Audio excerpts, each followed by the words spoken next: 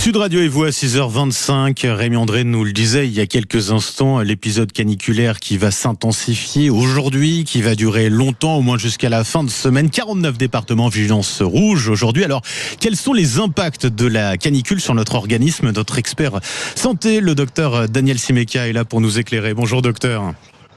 Bonjour Benjamin, bonjour à tous. Et bienvenue sur Sud Radio, merci d'être avec nous comme chaque lundi. Ce matin, je vous propose de faire un petit vrai ou faux sur les conseils qu'on a l'habitude d'entendre, qui ne sont pas toujours bien avisés. Déjà, on commence, premier vrai ou faux, il faut manger léger quand il fait chaud, c'est vrai ça ?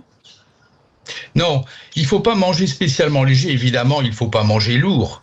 Mais il est important de fractionner ses repas et de manger. D'abord parce que la lutte contre la chaleur, ça use de l'énergie, il faut avoir une certaine énergie.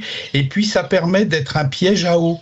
Surtout lorsqu'on donne une part belle aux fruits et aux légumes, ça permet de faire ce qu'on pourrait appeler manger de l'eau, c'est-à-dire qu'ensuite les verres d'eau permettront de garder une espèce de réserve d'eau à l'intérieur du corps. Donc il faut manger régulièrement, il faut manger lorsqu'il fait trop chaud. Et notamment des fruits, puisqu'effectivement c'est important, ça apporte de l'eau. Justement, parlons-en, vrai ou faux, il faut boire de l'eau entre les repas plutôt que pendant les repas. C'est vrai ou c'est faux ça ?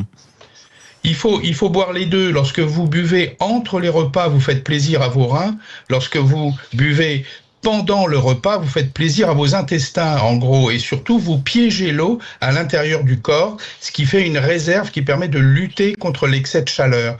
Donc, il faut éviter aussi de boire glacé, parce que lorsqu'on boit glacé, eh bien, on boit moins, parce qu'on a le plaisir dans la bouche et dans l'œsophage, mais au fond, on s'arrête de boire assez vite. En plus, ça coupe un peu la digestion, donc boire plutôt à température ambiante. Donc ça, c'est important. Effectivement, quand il fait chaud comme ça, en cas d'épisode caniculaire, on a chaud et puis on peut ressentir parfois un peu de fièvre. Est-ce que ça c'est normal ? Est-ce qu'il faut, vrai ou faux, s'inquiéter dans ces cas-là ? Non, la température centrale est bien régulée par le corps et lorsqu'il y a une augmentation, donc une fièvre, lorsqu'on dépasse les 37,8, 38, ça n'est pas normal. Il faut vraiment veiller, surtout pour les personnes les plus fragiles, âgées, avec comorbidité, pour vraiment trouver une ressource, d'une pièce fraîche, d'une solution pour rafraîchir, peut-être aussi un contact avec l'eau, de se mouiller, de prendre une petite douche ou en tout cas de faire des applications fraîches, mais ça n'est jamais normal d'avoir de la fièvre. Parlons des personnes âgées, vous l'évoquiez à l'instant, on conseille parfois aux personnes âgées de faire de longues siestes. Mieux vaut dormir pour passer ces épisodes caniculaires. C'est vrai ou c'est faux ça, docteur ? C'est faux. Une sieste, par définition, c'est court. C'est très important. Moi, je suis un défenseur de la sieste.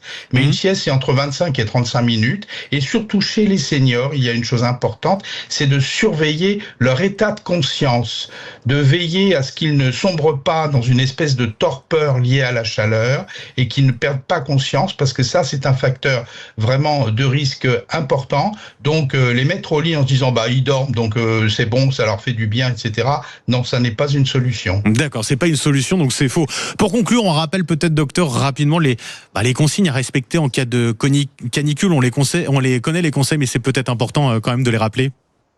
Et oui, la pédagogie, c'est la répétition. D'abord, trouver une façon de rafraîchir son domicile. Alors, les fenêtres, tout ça, tout a été dit. Des fois, la solution des cinémas ou des centres commerciaux. Et puis, évidemment, boire de l'eau, bien évidemment, et surtout pas d'alcool qui augmente la déshydratation, des aliments, donc on vient de le dire, plutôt riches en eau, et des aliments qui vont piéger ensuite l'eau par leurs fibres. Pas d'activité physique, c'est pas le moment. On le dit toute l'année, l'activité physique. Non, pas en ce moment. Mouiller son corps, manger de façon fractionnée. Voilà, j'en ai peut-être oublié un, mais en gros, on l'entend suffisamment sur les antennes. Voilà les conseils qu'on peut donner à ceux qui nous écoutent. Et on est donc paré grâce à cela pour affronter, cette canicule qui va durer au moins jusqu'à la fin de semaine. Merci beaucoup, docteur Daniel Simeka. Je vous souhaite une très belle journée. À lundi prochain.